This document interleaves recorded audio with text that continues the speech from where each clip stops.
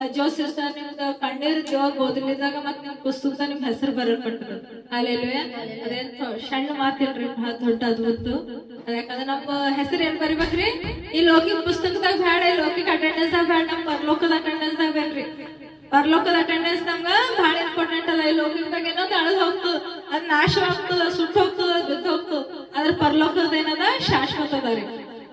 So ಏನ್ ಹೇಳತಾರಂದ್ರ 56:8 ನಾನು ದುಷ್ಟ ಭ್ರಷ್ಟನ ದೇಶ ಭ್ರಷ್ಟನಾಗಿ ಅಲೆದಾಡಿದ್ದೇನು ನೀನೇ ಬಲ್ಲೆ.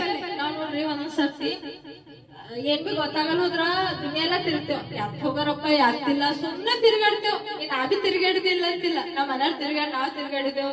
ಅವ್ರವ್ರ ಮೈಂಡ್ ಸೆಟ್ ಆಗಿರ್ತಾವ ಅಂದ್ರೆ ತಿರ್ಗಾಡ್ತಾ ಏನ್ ಮಾಡ್ಬೇಕು ಏನಿಲ್ಲ ಆಲೋಚನೆ ಏನ್ ಬಿ ಗೊತ್ತಾಗ ಆದ್ರೆ ದೇವ್ರು ಅವಾಗ ನಮ್ಗೆ ಏನಾಗ್ಯಾರಿ ನೋಡಿದವ್ರಾಗ್ಯಾರ ಏನಂತ ನಾನು ದೇಶ ಭ್ರಷ್ಟನಾಗಿ ಅಲೆದಾಡಿದ್ದೇನು ನೀನೇ ಬಲ್ಲೆ ನೀನೇ ನೋಡಿ.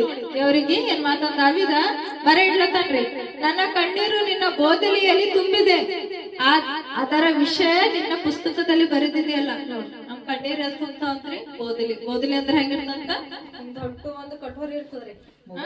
ಆ ಕಟೋರ ದೇವ್ರು ನಮ್ ಕಣ್ಣೀರ್ ಏನ್ ಮಾಡ್ಯಾರ ಕಣ್ಣೀರು ಜಮಾ ಮಾಡ್ಯಾರಿ. ನಮ್ ಕಣ್ಣೀರ್ ವ್ಯರ್ಥ ಆಗಲ್ಲ.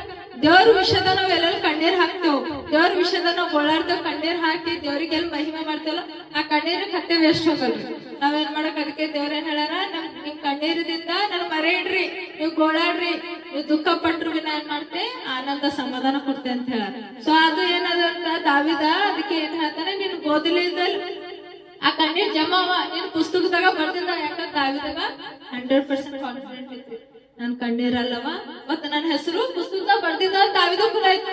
ಅದೇ ಪ್ರಕಾರ ನಾವ್ ಏನ್ ಮಾಡ್ಬೇಕ್ರಿ ನಮ್ ಕಣ್ಣೀರೆಲ್ಲ ಏನ ಇಷ್ಟ ಕಣ್ಣೀರ್ ಹಾಕ್ತಿರ್ತೀವಿ ವ್ಯರ್ಥವಾಗ್ಯದ ಅಂತ ಹೇಳ್ತಾರೆ.